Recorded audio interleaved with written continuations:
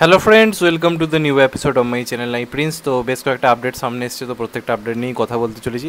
তো একদম প্রথমে দেবদাকে নিয়ে একটা আপডেট দেবো, দেবদার টেক্কাকে কেন্দ্র করে।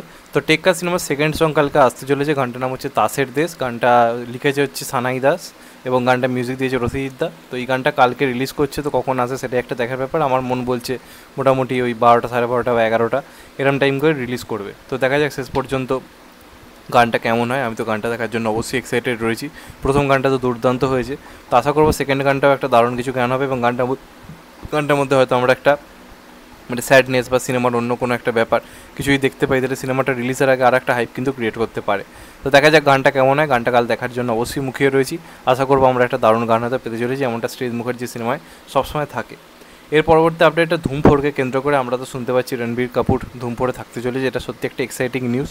কিন্তু এটা সংক্রান্ত নতুন যেটা আপডেট এসেছে সেটা একটু হলেও চিন্তার, কারণ এই সিনেমার ডাইরেক্টর হিসেবে নাকি আদিত্য চোপড়া ভাবতে চলেছে যাকে, সে হচ্ছে বিজয় কৃষ্ণ আচার্য। এবার বিজয় কৃষ্ণ আচার্য যে কটা ওয়াইআরএফের সঙ্গে কাজ করেছে সব কটাই কিন্তু খাজা কাজ প্রমাণিত হয়েছে। থাকস অফ হিন্দুস্তান বা তাসান বা এমনকি ধুম 3ও, ধুম 3টা হিট করে গেছে শুধুমাত্র আমির খানের দৌলত এবং ধুম ফ্র্যাঞ্চাইজির কারণে।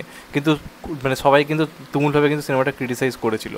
তবে ধুম 4 পুরোপুরি অন্যভাবে রাইটিংয়ের কাজ চলছে, বিরাট বড় স্কেলে কিছু করার চেষ্টা করছে এবং রণবীর কাপুর নামটাই কাফি।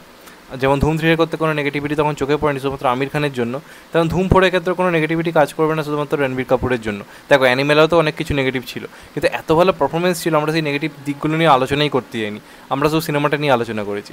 তো ধুম 4-এর ক্ষেত্রেও বিজয় কৃষ্ণ আচার্য ডাইরেক্টর, ওটা কোনো ফ্যাক্টরি না, লোকে কে ডাইরেক্টর ওগুলো দেখবেই না। ধুম নাম শুনে, রণবীর কাপুরের নাম শুনে সিনেমা আলটিমেটলি মানে আর কি মানে হিট হয়ে যাবে। তবে আমার এখনও মনে হয় অভিষেক বচ্চন, উদয় চোপড়াকে কিন্তু রিপ্লেস করা উচিত হবে না। ওটা একটা কিন্তু এসেন্স ধুম মানে সিনেমাটার ক্ষেত্রে। যেমন গোলমালে আরশাদ ওয়ারসি বা তুষার কাপুর এদেরকে বাদ দেওয়া যাবে না, তেমন আমার মনে হয় ধুমের ক্ষেত্রে অভিষেক বচ্চন, উদয় চোপড়া কিন্তু সেরামি দুটোর নাম।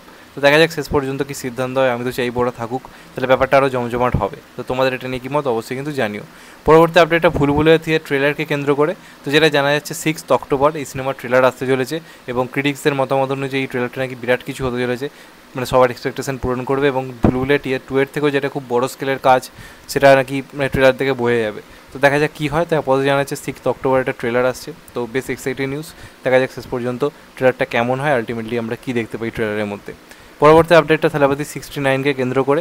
তো এই সিনেমা সংক্রান্ত নতুন আজকে আপডেট এসেছে এবং সেখানে একটা নতুন আপডেট আজকে আমরা জানতে পেরেছি। তো এই সিনেমায় আমরা ভিলেন হিসেবে কিন্তু ববি দেওলকে পেতে চলেছি এবং ববি দেওলের আজকে লুক সামনে এসেছে এবং এই সিনেমাটার মাধ্যমেই এটা কিন্তু ববি দেওলের দ্বিতীয় বড় তামিল সিনেমা হলো। এর আগে তো গাঙ্গুবাই কাজ করেছে, সেটা তো আসবে। এবার কিন্তু থালাপতি বিজয়ের লাস্ট সিনেমাতেও আমরা কিন্তু কোথাও গিয়ে ববি দেওলকে দেখতে পাবো। তো বেশ ভালো একটা কাস্টিং হচ্ছে এবং সম্ভবত 5 অক্টোবর থেকে এই সিনেমাটা কিন্তু পুরো দমে শুটিংয়ের কাজ শুরু হচ্ছে।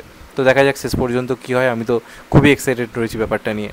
এর পরবর্তী আপডেটটা দেবদাকে কেন্দ্র করি। দেবদার একটা বিগেস্ট গ্র্যান্ড একটা আপডেট আসতে চলেছে, এমনটা দেব এন্টারটেনমেন্ট ভেঞ্চার্স থেকে জানানো হচ্ছে, যেখানে তারা একটা পোস্টার ছেড়েছে এবং লিখে রেখেছে গ্র্যান্ড একটা আপডেট কালকে আসবে এবং সেটা আসবে ঠিক সন্ধ্যে 6টার দিক করে। তারা টাইমও বলে দিয়েছে সন্ধ্যে 6টা। এবার সেটা কী আপডেট সেটা সবাই জানতে চাইছে বা প্রত্যেকে নানা রকম ভাবছে নানা রকম জিনিস নিয়ে। তো এই মুহূর্তে তো দেবদা টেক্কা এবং খাদান নিয়েই ব্যস্ত, তাহলে কী আসতে পারে।